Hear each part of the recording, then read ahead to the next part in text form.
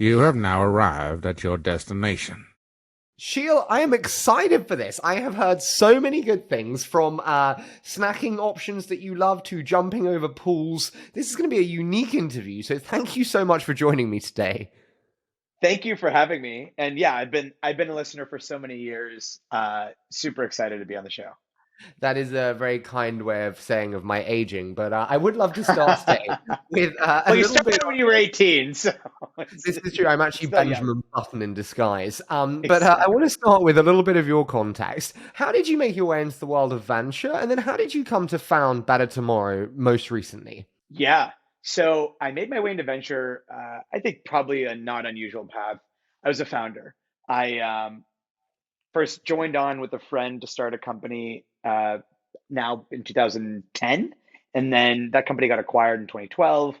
Ended up starting a company shortly afterwards. That company got acquired in 2015. And at that point, 500 startups who had invested in the first company asked me to join them.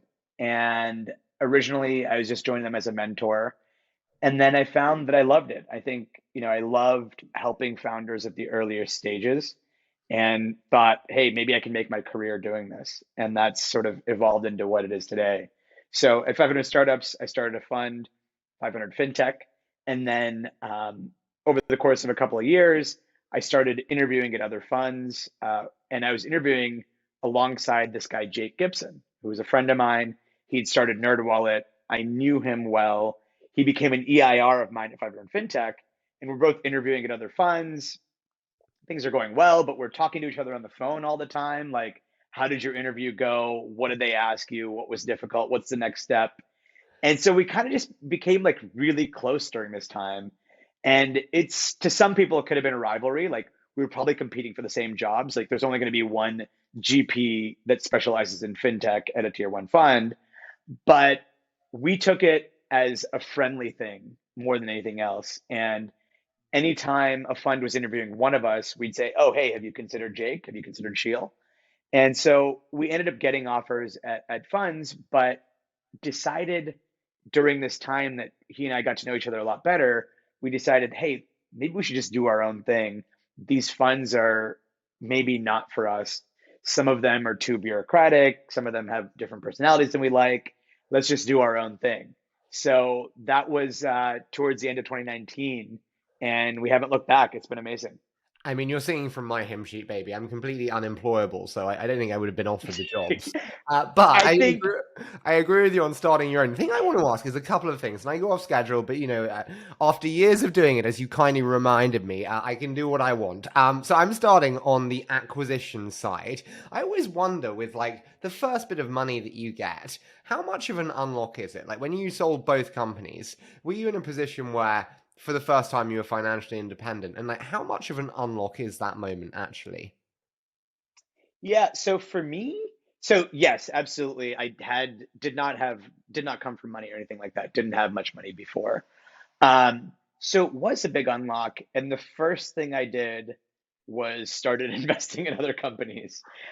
Literally, within a month of getting the paycheck, I started angel investing, and I think it's a passion of mine. And when I was moving to San Francisco from Chicago, and I thought it would allow me to do a few things. One, get to know people. Like I could angel invest and meet interesting people through that. Maybe be inspired to start my own thing, or maybe be inspired to join one of these companies. Was my initial thought.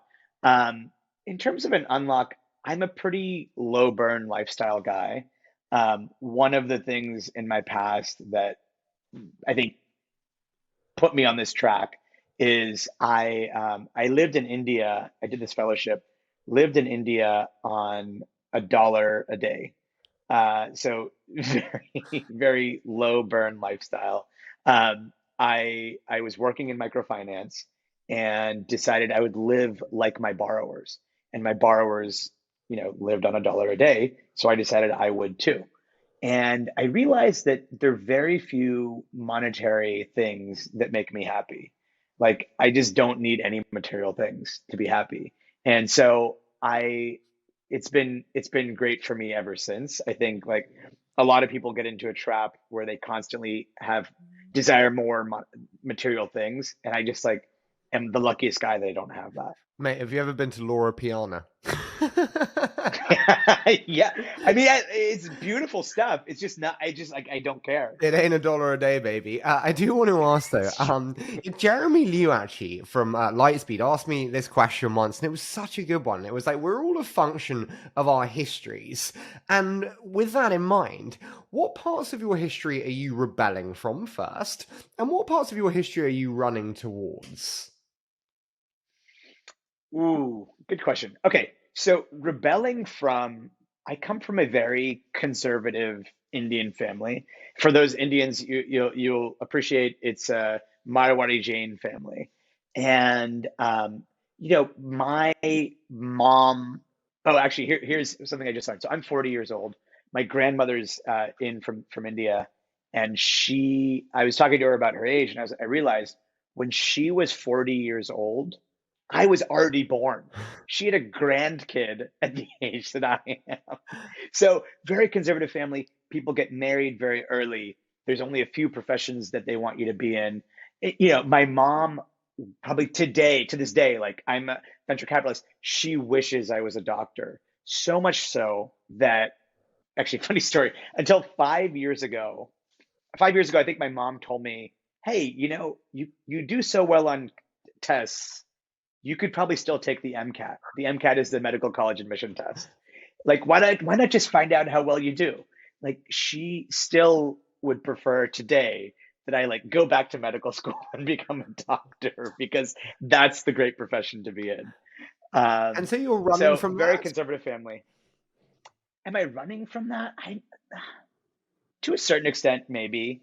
Now, on the other hand, like the other side of the question is like, what part of your family are you, or what type of part of your history are you running towards? Mm. And there is this business side to my history as well.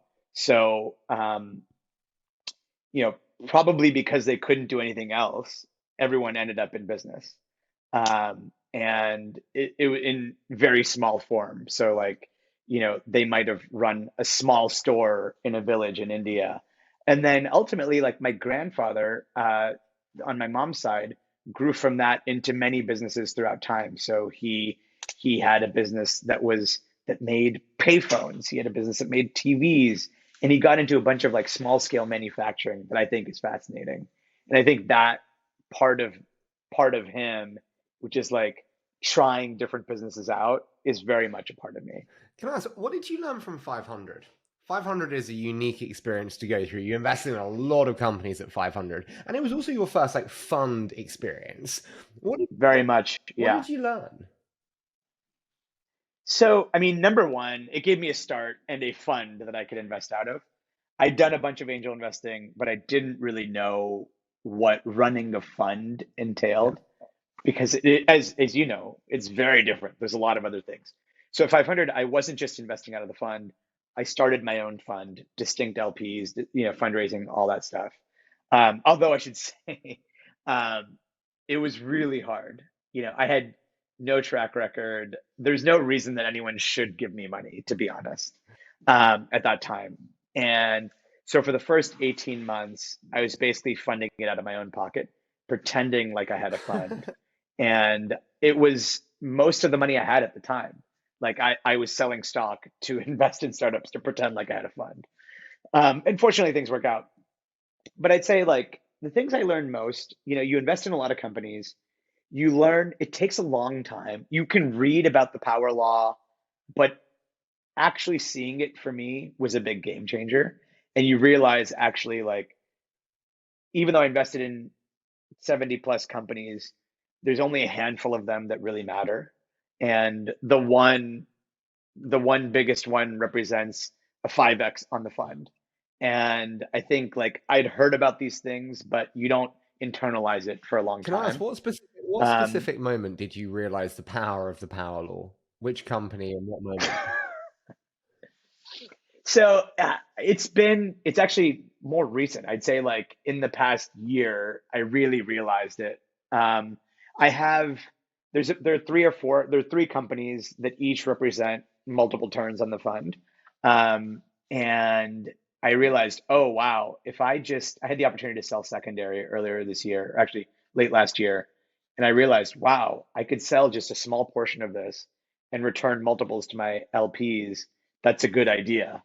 Um, and I think it really informed how I think about investing, which is like these smaller exits are not necessarily going to get you anything. Even like a 3-5x return, it doesn't, unfortunately, it just doesn't move the needle that much when you have 100x return out there.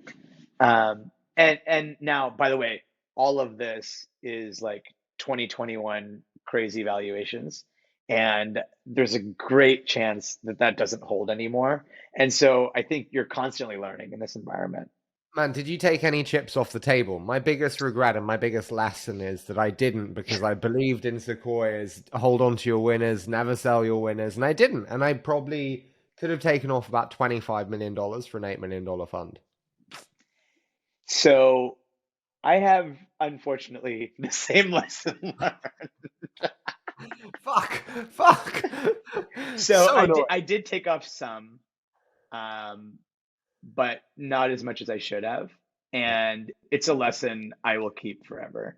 I mean, I there's I should have sold more when I had the chance, and it was Listen, quite silly not to.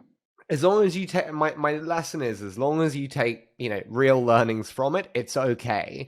I mean, it's painful, but it's okay. We live and we learn. The question then that I have is like, and it's kind of in the schedule, but I'm just kind of floating around here. If we agree the power law being as powerful as it is, it would make sense to just spray everywhere, given how big the winners can be. If you're in Stripe, if you're in, you name it, how big they can be, you should just spray. How do you think about the right levels of diversification today with Better Tomorrow, given the awareness of just being in the winners?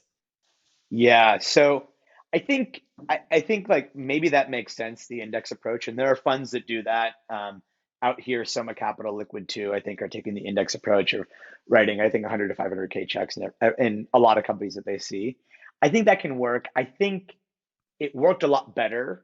Um, those guys started a decade ago, and I think at that time it made a lot of sense when valuations were still reasonable. They caught the big upswing up until 2021. Now things are probably falling down again in terms of ultimate valuations. Um, I think the reason it doesn't work for us, we couldn't put money into every company, is we are hands-on investors and we invest in category fintech. So we couldn't have invested in Stripe and Braintree and all the other ones out there. We have to choose one because that company is going to get our time and energy, and we're not going to invest in a competitor. So for us, um, we still have a relatively less concentrated portfolio than others. We have about 30 companies per fund, and the math is roughly we do 10 investments a year, 3-year fund life, and and I think it works really well for us. And in fund one, we had 50% reserves. In fund two, we have actually 60% reserves. So we're reserving more for follow-ons. And the reason we're doing that, people have asked, like, why did you make the shift? Maybe I took this thunder from you. Maybe you're going to ask. No, go for it. Um, I'll just shut up the but whole time. I could just keep talking, and there's no Monologue. interview whatsoever. Yeah, monologue. Um, so what happened was, like, when we started Fund One, which was only 2.5 years ago, Jake and I again had been writing smaller checks. We hadn't been lead investors before. So we asked people, like, when you're leading investments, like, what happens? And people said, oh, like, get your ownership up front. You're not going to be able to follow on into companies. And I think our model is a little bit different. We're pretty hands-on. In almost every case, we introduced the founder to their Series A and Series B investor. So I think because of that, we haven't gotten cut out of our pro rata yet. One time we had to, like, take a little bit less than we wanted, but for the most part, we've been getting our pro rata. And so because of that, like, we actually need more follow-on, and our companies have had a pretty high follow-on rate, and we want the ability to follow on into our winners and also be able to support companies that need them, that need Okay, the money. so we have a 40% initial check. On the new fund sizes, that's $60 million. 30 companies, we're doing $2 million initial check. In a 4 million round, say, 3 to 4 million round, we're going to get like 7 to 10% ownership. How do you think about the Mm, how do you think about the importance of ownership on that first check, and where's the bar for you? yeah, yeah. So our minimum is actually 10. So we have invested, so in fund one, our rough numbers, our average first check was $1 million and for about 10% ownership. So we invested on average at a 10 million post in fund one. Um, Despite the mark, and that was 2020, 2021, despite the overall market, theoretically being down, seed valuations in fintech for some reason haven't really fallen much. And so our 2022 numbers are actually higher. We're investing at a higher valuation than we were then. So maybe in this fund we average closer to 15 million post, but we are shooting for 10 to 15% ownership. Right now we're probably in fund two, we're probably averaging 12, 13%. I'm going to sound like a total knob, but I'm going to go for it anyway. Where are you finding these deals? And are these like then C class deals? Because like I never see Yeah, great anything question. under a $10 million. I mean, if it's a great team out of a great company, you're 4 on 20, day one. Okay, let me just tell you from fund one. I'll just tell you our top four companies, Sure. their entry point, where we invested, and what they're worth today. Great. Number one, we led a deal at 12.5 million. It's now worth 1.2 billion. Number two, our first check was either 8 or 10 million, and it's now 600 million. Number three, first investment was at 2 million. It's now 600 million. And number four, first investment was at 8.5 million. It's now at 300 million. Okay, pretty good. So my question to you is like, what did you see? Like, how were they that priced, bluntly? Because So there's a few things to note. One is if you fish in like the same pond as everyone else, then like those are the deal, then things may end up getting priced up. The other is there's a difference between a price taker and a price maker. So like oftentimes a founder will say like this is what I want, and we say okay, like totally understandable. If you want to work with us, the price is X. And here's a bunch of folks we can connect you to who have chosen that, and those are our founders, and they can tell you why they chose to work with us, even though it wasn't the deal they initially wanted. And they can tell you that they would do it again and again, and they refer their friends to us. fuck. That's a good entry point, my friend. Jesus. Talk to me about that makes me feel terrible about my level of ownership. Um fuck. Tell me, reserves. You mentioned the pro ratas there. I think we're about to see like a tide change in reserves. Before in like great years. Man, if we did reserves or not, no one cared. Like the big funds would just gobble it up. I think that's going to change now. Totally. How do you think about first, on the reserve allocation side, proactively planning ahead of time for unknowns that are future unknowns? How do you think about that challenge? Yeah, so there's so many unknowns. A lot of people think about it on a per company basis. We really think about it on a fund basis, and kind of like we're constantly looking at the spreadsheet of how much money we have, how much money we've deployed, how much into first checks, follow-ons, and subsequent rounds. So I think like there's no secret math that we're doing. It's sort of like we're looking at it all the time. There's no absolute math that we need to do. Is it We haven't thought about for it you? in Is it much not detail. simple that if I was you, which I'm not, but we'll play this one anyway. So you got 150 million for the early. You do Yeah. I don't know, fuck it, 50 2 million checks, and then you've got a load of other costs and stuff baked in, but 52 million Yeah, yeah, checks, yeah. and then you've got the 75 million in the opportunity fund.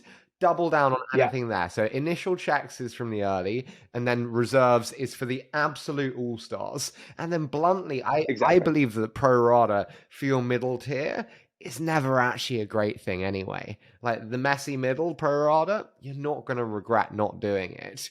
How do you feel about that actually? And also a lot of funds they say, oh, we always do our pro rata. I'm like, well, that's moronic. Yeah, we definitely don't always do our pro rata. I would say we are choosy, but also like you want to. There's a lot of companies which you want to turn over another card. Like they've done a good job. They're a great team. They haven't quite cracked it yet. Let's turn over another card, and they need a little bit more money. And we've been there on that side of things, and been there to turn over that card. Can I ask you a tough question? I'm still learning in this business. And As a what do you do when you don't want to turn over another card and you have just lost faith? Yeah, and it happens a lot. I'd say we're always supportive of the companies, and they'll probably get disproportionate amount of our time, the ones that are in trouble that we don't want to support with our money. But you know, we're not gonna we're not gonna continue to support companies that we don't believe in. I agree, and I think that's right. In terms of like getting the ownerships that we spoke about there, a little bit is about collaboration between different players in market. I specifically think that venture's never been quite so sharp elbowed and has never been as uncollaborative. Do you agree with me? And how do you think about where we are in the sliding scale of collaboration between venture funds? I don't agree with you, actually. Well, you're wrong. I You're wrong. think if you you're wrong. Here, here, Harry, I'll tell you a simple thing to prove it, prove it. Yeah, is a lot of, let's say, a lot of the like multi-stage funds, typically historically leading Series A's, they used to have an ownership threshold of 20% minimum, and now they have a lower ownership threshold, 15.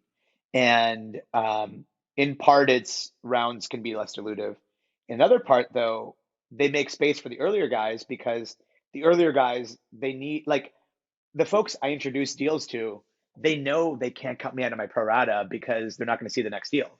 And there are, so I think actually, I think we're less sharp elbowed than we used to be.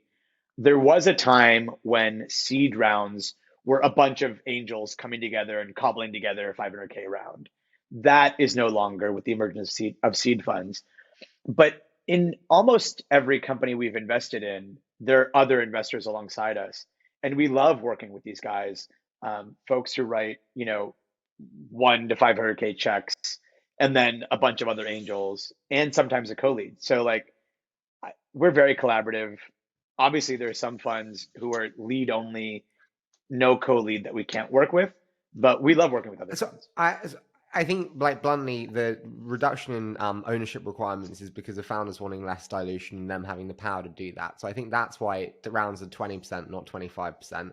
And then I think we've seen the rising importance and power of operator angels. Getting a Claire Hughes Johnson, getting an Emily Choi from Coinbase can be fantastically needle moving for your business. And so they make more room there. Totally. And then you've actually got this emergent class of Josh Buckley's, Harry Stebbings, Lockie Grooms, annoying people for funds who actually have real money, but like, we're not like Better Tomorrow Ventures, which is a real fund structure with teams and like the new funds. We're different in that way. I think that's annoying for the funds, and it's much less collaborative. So I guess, like, are you saying collaboration at later stages or at I'm seed? saying seed and A.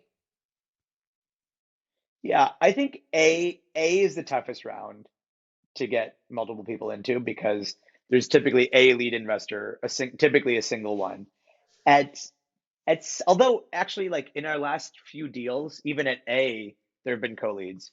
Um, and and these are like great funds who chose to take 8% ownership each or 9% ownership each. So I think it's Can I ask, can happening, you and that never used to happen. You wouldn't have like a tier one fund taking 8% ownership in a Series A, but that's happening. I get you. I get you totally. And I think this is what fucks me off. Like they should be taking 8% because if you are one of the big multi-stage funds doing a seed, guys, like be more collaborative. Do your 8%. You can jump on the A and get another 10% there. Like let people in. Be more collaborative. Really, I find it astonishing how sometimes short-sighted people are. I do want to ask, in terms of like growing ownership, do you have the chance to actually grow ownership with Round? I was always taught that you will never be able to Yeah. grow ownership. You might protect it, but you can't grow it. Do you find you can? No, and we have, yeah, in some of our best companies, we've grown ownership over time. So, yeah, the one that comes to mind, we started it at around 10 and now we have 13. So over time, we've grown. Another one, we did our first investment that was like one at 10, and then we did another investment just like months later at like 18, and then in the Series A that got done recently, we've maintained from that. But like we grew between our first check and second check. Got you. Okay. No, I always have the question of like just how possible is it to grow ownership between rounds? So that's great to hear. Can I ask, one of my biggest mistakes is when rounds get done, and they're good companies. This is not the tweeners, but they are extraordinarily Yeah. priced, and you're going, what? I love the company, but I don't want to do my pro rata at that price. I'd love to hear, like, when you hear that, how do you think about pricing for Yeah. reinvestments? And are there any times where it stands out to you? Yeah. So this is a great one. I'd say like our strategy is to be, as you know, very sensitive on entry price, and we will, like I said, we will negotiate hard on entry price, very hard, and get the price we want and the founders we want to work with. But after that, we are fully committed to the company and we will do whatever the founder wants and we will help them raise the best round for them. It may not be the highest price, but if they choose the highest price, we're in. And if we believe in that founder, we will do our full pro rata. Now, what has happened is, particularly second half of last year, all of the Series A's in our portfolio, like we were doing them at the price that we invest at, and then they were getting done at the 100 to 125 range, which was just bonkers. Um, but we still participated in those rounds because we said, hey, we believe in this founder. We've got our ownership. We've got pretty good ownership up front. We can support them in this next round, and supporting them is introducing them to everyone, guiding them through the process, and supporting them financially as well. Have there been anywhere you haven't done it and you should have done it and it really stands out to you? There, Pomelo. Do you know no, Pomelo, the banking as a service provider in Latin America? know it well. Yeah, know it well. Look, that one's too early to say. I think like any of these companies that have raised a bunch of money way ahead of the traction, it's too early to say. Pomelo, great company, outstanding founders, have an insane amount of money in runway right now, but you can't say, oh, like I should have invested every cent in it because it's too early to know whether it's going to work. And I think that's another learning from like being in venture now for 6.5, 7 years. Like the ones that seem like they're winning early may not be the ones that actually ultimately are To- to- winning. Totally agree with you there. You mentioned kind of really seeing the power law take effect early. I do want to get into like the hits. I think people are wrong when they say you don't learn from success. I think that's bullshit. When you look at like your biggest hit, what's your biggest hit been from a cashback perspective and then from a multiple perspective? And what have been some learnings from it? Yeah. Okay. So personally, my biggest hit from a cashback perspective is Flexport. I think rough numbers, when I invested, it was like 15 cents a share, and I sold at $25.40 a share. Um, and then from the fund, my biggest was a company, actually, I'm not allowed to name, but this is interesting. It was not what you would think of as a screaming success. The company exited for $230 million. So not a success these days by any venture standard. But I had invested at a $2.5 million valuation, and the company didn't take much dilution. So for me, it was an outstanding win, um, investing from 2.5 to 230 million quickly, and I was able to show DPI immediately in my fund. So it was a huge win for me. So that was a good one. And then unrealized, I think my biggest is a company called Chipper Cash.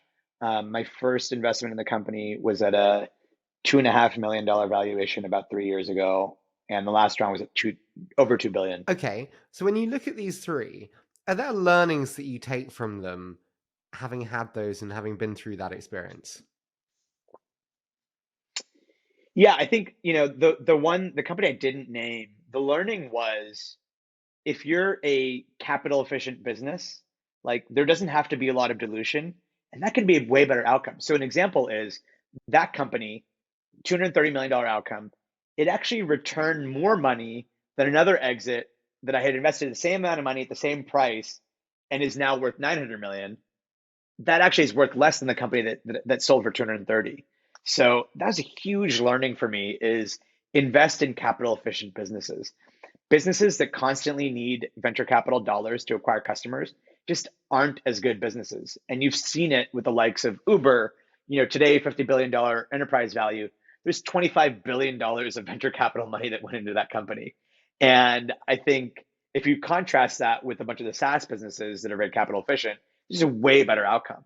And you see that headline number valuation is like kind of all people see. But actually, like I learned from this experience, like actually it doesn't matter. Like I had a great fund return on this, what many people would call a shitty outcome, like a $230 million Listen, I outcome. totally agree. I always think of Viva Systems with Peter Gassner, which is obviously now like multi-billion dollar Totally. company with 30 million total raised. Insane. Okay, we also have misses. I have some misses. Oh, So, yeah. Ooh, so a lot of them. so hit me. What are the biggest misses for you? One, and what did you learn from those? Yeah, so I think in fintech, there's this like wave of companies that came up. The most valuable recently, Robinhood obviously has fallen in the public markets quite substantially, but I saw it very early on, and I thought, what's the difference? There had been other free trading apps before, and I also just like frankly wasn't a huge believer in retail trading, that there would be a lot of retail trading out there. So obviously I was just completely wrong. But I think what I'd missed is like the free trading apps of the past were very different than Robinhood. Robinhood was mobile first, and it was actually bringing a new class of investors on in that these like free trade and Zecco and others had not done. So I think that was a huge miss.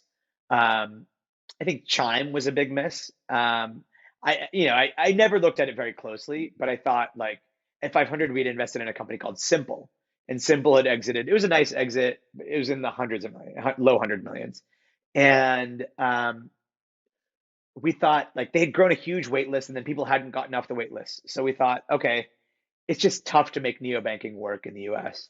And while Chime at 25 billion is probably very significantly overvalued, they still have had a lot of success, and still I should have tried to invest in that company.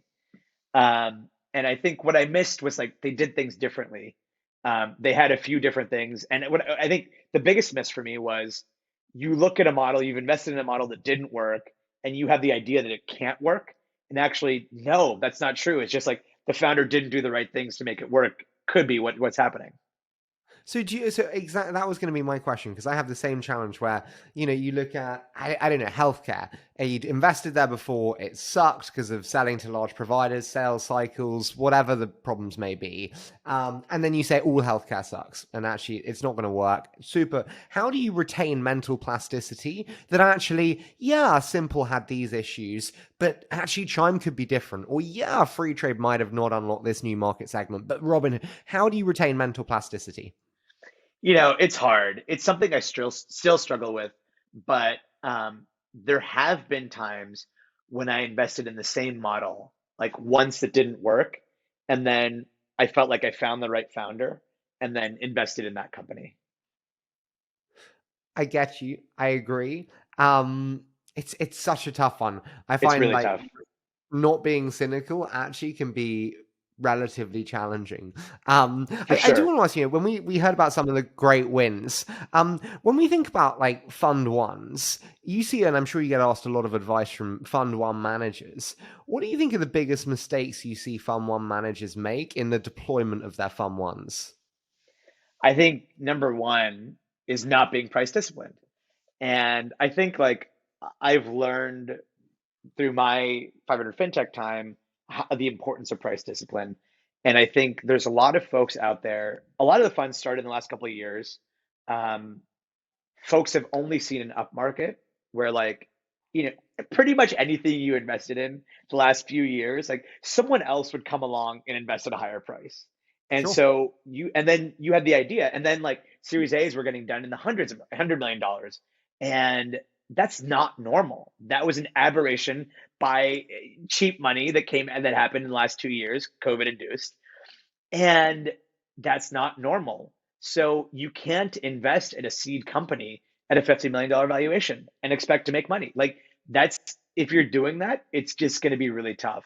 And so I see a lot of folks doing that today. And fortunately, I learned the lesson at 500 FinTech.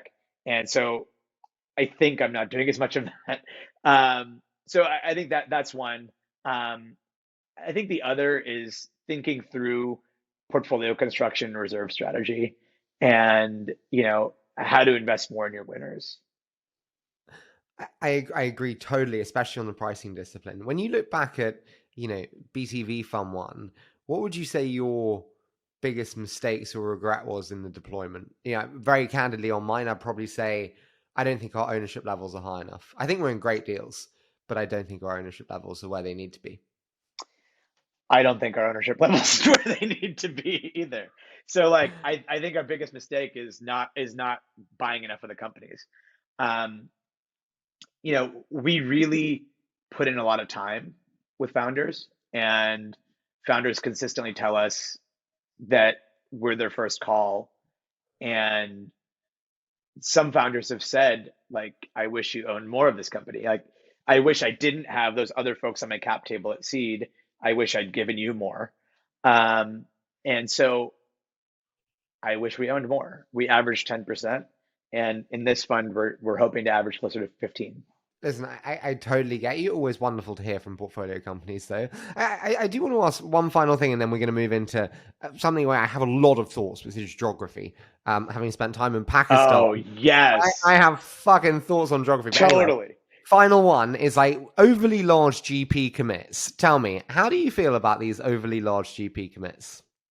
So I mentioned in 500 FinTech, I had to fake like I had a fund because for the first 18 months, zero people would give me money. Zero. So I invested in my own capital, which, is not a huge corpus, but I did the first almost 30 investments from my own pocket. And that was a pretty big chunk of my net worth. So then as I think about it now, if you if a huge chunk of your net worth is in the fund, overly large GP commit, then you do things differently. Like, oh, I want to buy a house. Maybe I should take secondary in this company, even though that's not what's right for the fund. Like you could make those mistakes. And so when people encourage overly large GP commits, I just think about that. And you might make choices based on your life that you should not be doing that aren't in the best interest of the fund. What And do I you think think? nobody's talking about that. What do you think is overly large? So I think it really should be some portion of your net worth, Yeah. and maybe it should be like up to 10% of your net worth should be in a fund. And that's a significant portion, but not like it's not like you're going to need an extra, like you're not going to want to pull out like 3% of your net worth for something. So I No, think 10% of your net worth is a good guide. I also find it moronic though because you insist on a certain bar. The managers can't do it out of their own personal capital, and so then they pay for it out of fees. And then that means that they are fundamentally capped from reinvesting in their own teams, platforms, businesses, and prevent Totally. quality in the funds. And it's like, well done, you got 2%, but it's actually coming out of the fees anyway, and it just puts a barrier on what we can do. It's true. It's true. Anyway, that's one area where I have strong thoughts. Another area, geography. You guys, as you said, like you fish in different ponds, and I love it. I've fished in different ponds too. We've got Australia, we've got Pakistan, we've got Latin America. I'm worried. I am worried, Sheel. I think in the macro, we're going to see complete retrenchment away from emerging markets that we mentioned there, Southeast Asia, Indonesia included. Um, are you worried, and how do you feel looking at emerging markets moving forward into this environment? Yeah, so I'd agree with you on the broad overall sentiment. Totally agree. Um, you know, in the last couple of years, it was risk on, and you go out as far as you go out really far on the risk curve when there's a lot of capital, and so you invest in these frontier markets. And then as we've shifted, interest rates are lower, or sorry, higher. As interest rates are higher, you come closer to home, and that's what we're seeing today. So I agree with you, but I'll put some nuance on it. I think there are countries are markets now that have a homegrown ecosystem. India is one. There's so much capital in India by itself, and they have great local funds. There's Latin America, which now also has great local funds, Mhm. and they can support you from beginning to end, from seed through D. Um, so Latin America and India have these funds, and India is deploying into Southeast Asia. I think the markets that are in the most trouble are Africa and Pakistan. A lot of capital went into them in the last few years, and there have been successful companies, but actually the most valued companies in both markets. So in Pakistan, Airlift, which you know well, recently I think announced shutting down. It's shutting down. I think it was the most valuable company in Pakistan. In Africa, the most valuable company is Flutterwave. They've had a host of challenges in the press recently. So I think people look at those markets and say, last year they were looking at those markets and saying, I got to be in this market. Today they're looking at those markets and saying, oh shit, I've never even been to Pakistan. I cannot write a large check into this market. I don't know what's going on. And I think there's going to be some challenges in those markets. I think there are other fantastic companies in these markets that are probably totally shielded from it. I mentioned Chipper Cash is in our portfolio. They're doing super well. I think they're relatively shielded. I do think like that incremental dollar is way harder to raise, and there could be challenges ahead. And investing in the market and sort of running a business in the market is challenging. But I think there's some companies that'll do fine, and I think overall it's just a lot more challenging market. I agree with you. This is where I've developed as an interviewer. I used to just be like, yes. And now I'm like, I don't know. I disagree. I disagree on LATAM. Okay. I don't know if we have the life cycle funding in LATAM that we think we do. You've got Kazakh, who are amazing and fantastic, Yep, but they will tap out at a certain level. They need help. I mean, they can't finance for the whole sure. ecosystem. And then you've got great local funds, Monashees, Canary, Yeah, yeah, yeah. they're not doing growth capital. And then you've got, General Atlantic, sure, but I mean that's split between doing a billion in Shine and 100 billion in Asia, and doing everything that General Atlantic does. NASPA's sure, but again, it's pretty split. I don't see someone actually carrying the big baton with weight. I think you're right on LATAM, more of an extent, especially SoftBank pulling out of the market is a big hole. Yeah. Um, I do think overall though there's still appetite from U.S. investors to invest down there. You know, Bank was obviously a tremendous success. Even in this market, it's doing fine as a public company. Um, I think because there has been success, there will be more capital. But I agree with you. It's There's going to be less capital than there was before. So how do you advise your companies in emerging markets? So I think more than ever, and I hate to say this, but it's about get into free cash flow positive as soon as possible. And what's annoying is for the last couple of years, that was not the Yeah. guidance. And so people built these companies in a way that was somewhat unsustainable. And you have to make a shift on a dime. And we actually have companies that have been able to do it. And like we have a company that went from burning $7 million a month at the beginning of this year to probably being free cash flow positive in the next couple of months. I think the thing that people also don't anticipate, which is so true, is how much a mindset of aggression and steroid growth is built into a team. And when you suddenly say, free cash flow positive tomorrow, please, it takes a very significant lag in time for the team to embrace the mindset shift of all risk on versus risk off. Do you see what I mean?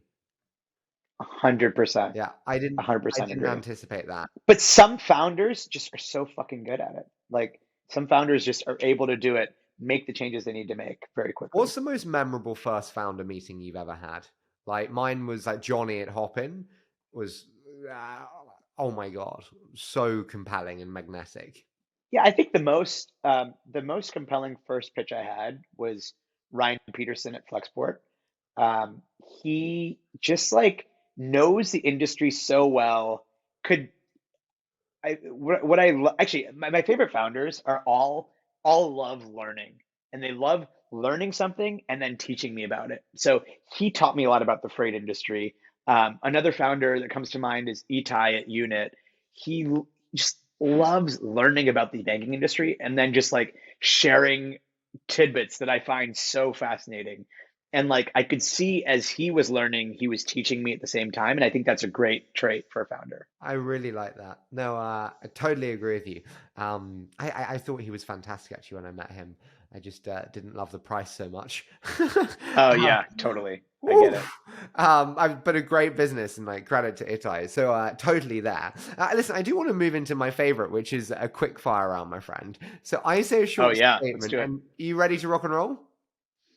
Let's do it. Listen, you're going on holiday next week. What's the reading material and what's the favorite book? So okay, this is a embarrassing confession. I don't read books. I haven't read a book in a dozen years, and I found that like I know authors. I find that like books are too long and full of fluff. I get a lot more out of reading articles, long form articles, or listening to podcasts. So I don't read books. My favorite book from the past, though, from when I was a kid, is a book called Ender's Game, very famous science fiction book, and I just love that it was written 40 years ago, but has so many predictions on the future. And it was just like such an entertaining read. I love it. Have had read the whole series. So absolutely love that book. What's your biggest strength and what's your biggest weakness, Sheel? I think my biggest strength is I'm willing to try anything, not afraid of failure. And I think sort of the other side of the coin is that's probably my biggest weakness too. It's like I'm willing to try things that are stupid. Has there been any time when that's really bitten you? Yeah, I mean, plenty of times. I mean, you made the joke about about jumping over pools. It's like a stupid thing to do. I'd say like it comes with like a sense of adventure, which I think I am willing to try anything, and I love new experiences. And I think it sometimes doesn't always work out. And so like I've tried businesses that were stupid in hindsight. An example is I don't even like vitamins, but like a friend of mine loved vitamins. So I tried building this like automated vitamin company where like you had a quiz that would ask you questions and we had a machine that would spit vitamins customized to you into it. And it was just like I didn't give a shit about vitamins. So like why did I start this company? I was just throwing spaghetti at a wall and seeing what stuck. But I've gotten a little bit more focused over time. What's the hardest element of your role with BTV today? Saying no to founders, without question, is just so hard. People are coming at you with their dreams, their aspirations, and in saying no, they take it as a you don't believe in my dream, my baby's ugly. And it's so hard to do. And I struggle with every single pass message. And I try to be thoughtful and helpful as I can. But I don't always get it right. What would you most like to change in the world of venture today? I think there probably still aren't enough people solving hard problems. And even within fintech, there's so many things that I think about on a daily basis. Like, why is this so fucking hard? And like, it requires a major leap to get to change this, but I think it's changeable. So I think there aren't enough people solving enough hard problems, and we should be funding those things. Totally agree with you. You can take one luxury on a desert island. What do you take, Sheel? I don't need any luxuries, so I would take a box of pizza. Love pizza. What's your favorite pizza? I don't have one. In San Francisco, there's a place called The Mill. It's my favorite here. In New York, believe it or not, I love a lot of the like dollar slice places. Does pineapple belong on pizza? Absolutely not. Does chocolate? Disgusting. Does chocolate belong in the fridge? No. Gets all white and stuff. You don't need that. We ask the important questions here, just in case.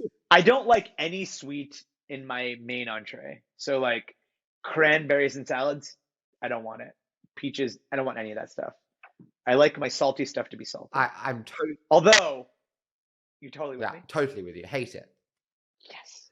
But I do like chocolate. Figs on pizza, absolutely But I disgusting. do like chocolate in the fridge. Oh yeah, it's what I ask on like a date, which is like, hey. The other thing is, I say on dates, and it's probably why I'm single. But I say like, most dates are fraught with this hidden posterior. Like I'm brilliant in all these ways. I'm like, I'm fucked up in all of these ways.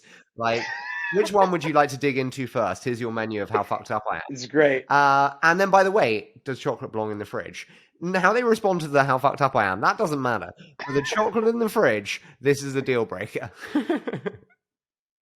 What's the math on that one? Oh, well, I mean, actually, I'm arguing against myself. Chocolate, like, scientifically loses flavor when it's in the fridge. Exactly. Yeah, exactly. I didn't ask for your opinion, Sheel. You come on this podcast. You did. You did, in fact, ask for my opinion. So it does. It loses flavor, genuinely. But I like the crunch. It's like, and so it's like, it doesn't melt in the mouth as much. Texture. Yeah, I like the crunch aspect. But I also think I need the flavor, and like the fruitiness of chocolate is so wonderful. My friend, I've got one more question for you, and this is a big one. Okay, what do the next 5 years hold for you and for BTV? Paint that picture. We're 2027. You're 45. Mm-hmm. Where are we? Yeah. Where are we now? So for BTV, like our goal with BTV was always to build the fund that we wish we had as founders. And I think in the next 5 years, we want to be recognized as such, as like the number one place to go. If you're building a fintech startup, you should go to BTV. No matter where you are in the world, they should be your top choice. We're not there yet, but that's where we want to go. And we want to build a team around us that helps us get there. Sheel, and for myself, yeah, go ahead. Yeah, no. On the personal side, where are you going? Where am I going personally?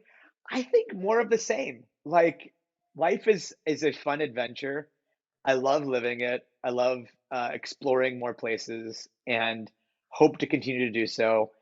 Perhaps there's kids in my future in the next 5 years. Perhaps not. You never know. But I would like that. But you can't predict, especially at this age. Sheel, I've absolutely loved doing this. I'm glad that I was such a professional interviewer for this So incredible professional. So professional. I loved it. Thank you so much, man. Thank you. I loved it too. It was really fun.